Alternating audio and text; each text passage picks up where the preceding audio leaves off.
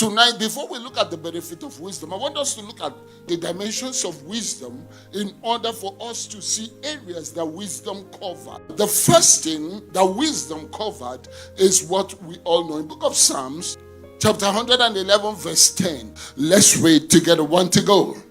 The fear of the Lord is the beginning of wisdom. Now, when you talk about the fear of the Lord, it's something that covers two aspects. The fear of the Lord has got two sides to it. The first side is the fear of the Lord, where you don't do some things because you have fear for the Lord. You don't dabble into some things because of the fear you have for God. That's one aspect. The second aspect is what we call reverential fear. That reverential fear is the one I'm going to focus on, because it's just like a relationship that you have a respect.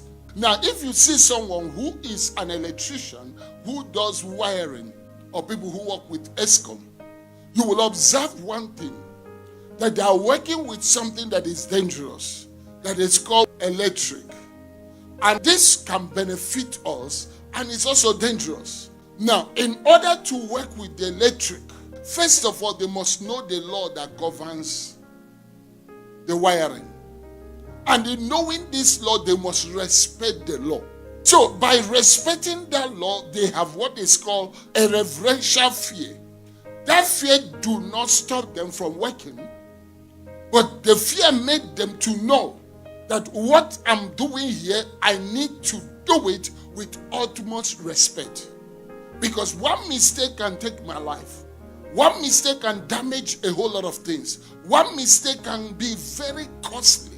And that is what the scripture is saying, the fear of the Lord. Someone say the fear of the Lord. So it's the same thing God is trying to teach us in our relationship with Him. So it's important that we look at the first dimension of wisdom, that when we start looking at the benefit of wisdom, the things that brings this benefit are this dimension, that reverential fear for the Lord. Because for wisdom to start operating, manifesting, benefiting you, there must be that element of what? The fear of the Lord. Someone say the fear of the Lord.